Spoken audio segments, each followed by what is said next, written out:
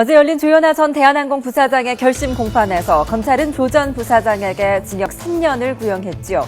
이번 재판에는 이 박창진 사무장이 증인으로 출석하면서 이 두 사람은 사건 이후 2달 만에 만나게 됐습니다. 작심한 듯 발언을 쏟아냈던 박 사무장과 조 전 부사장의 진술이 엇갈리면서 또 한 번 진실 공방이 벌어졌는데요. 핵심 쟁점을 짚어보겠습니다.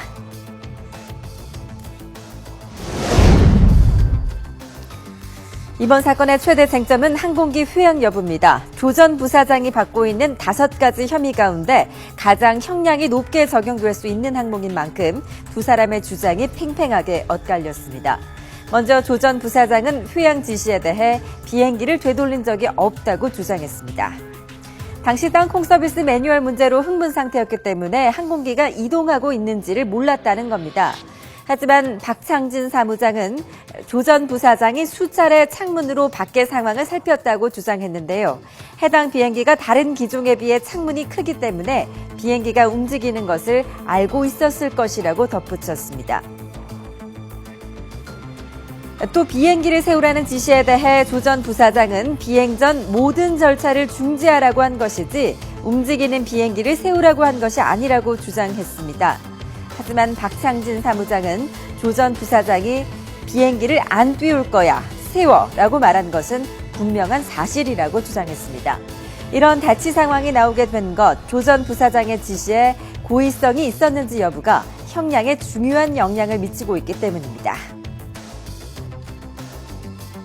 즉 고의가 있었냐 없었냐기 때문이죠. 네. 검찰 측 주장은 당시 알고 있었다. 멈춰라, 돌려라 했다는 거는 이동 중인 걸 알고 있었기 때문에 했단 말이다. 아니 검찰 측 주장이고 변호인의 그런 주장은 아니다. 몰랐기 때문에 설령 이제 그 육상으로 이동한 게 항로라고 하더라도 항공기 항로 변경죄는 유죄가 아니다. 라는 주장을 하고 있는데 박창진 사무장의 그 주장에 따르면 증언에 따르면은 알고 있었던 정황이 있거든요. 따라서 재판부에서 이 부분에 대해서 현명하게 판단할 것으로 예상됩니다. 예.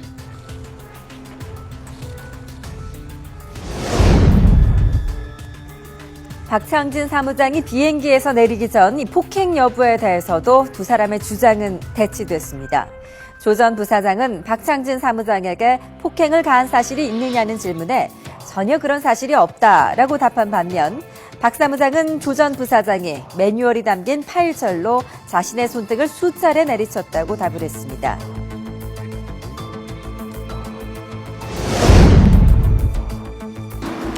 스스로 대한항공을 관두는 일은 하지 않겠다던 박창진 사무장. 땅콩 회항 이후 심각한 정신적인 충격으로 병가를 연장하며 복귀하지 못했는데요.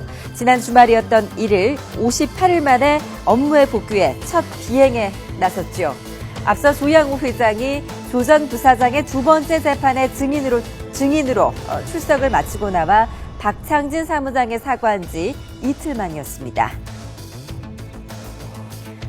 당시 조양우 회장은 박창진 사무장에게 아무 불이익이 없도록 하겠다고 약속을 했었습니다. 불이익을 당하지 않게 약속했습니다. 불이익을 당하지 않게 해주겠다고 약속했습니다. 하지만 박창진 사무장은 어제 결심 공판에서 사과를 받은 적도 없었을 뿐만 아니라 자신이 부당한 대우를 받고 있다고 말을 했습니다.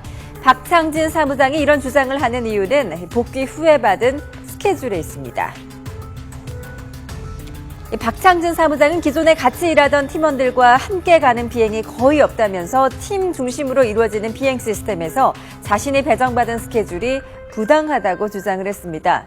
승무원의 스케줄은 컴퓨터로 자동 편성이 되고 또 박창진 사무장의 스케줄은 다른 팀장들과 비슷하다는 것이 대한항공 측의 설명입니다만 땅콩 회항이 사회적으로 이슈가 됐던 만큼 박 사무장의 복귀를 모두가 주의 깊게 지켜봤던 것은 사실입니다.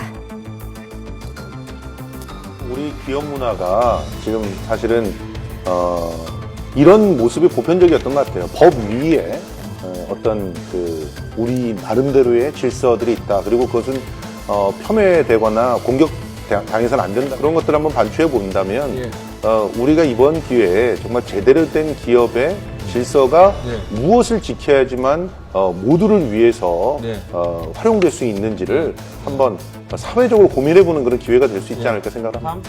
지금 사실 처음부터 가장 우려했던 부분이 박창진 사무장의 어떤 장래 이런 부분이 가장 우려됐잖아요. 이번 사건이 터질 때부터. 그러니까 기업이라는 어떤 커다란 조직 내에서 국가조차도 하지 않는 기본권 침해가 일어났을 때, 기업 내에서 조직적으로 저런 일을 암묵적으로 아무도 모르게 이렇게 벌어졌을 때 과연 우리 국가 시스템은, 법과 질서는 뭘 해줄 수 있냐, 그 개인을 구제하기 위해서. 이 부분 굉장히 고민해야 될 부분.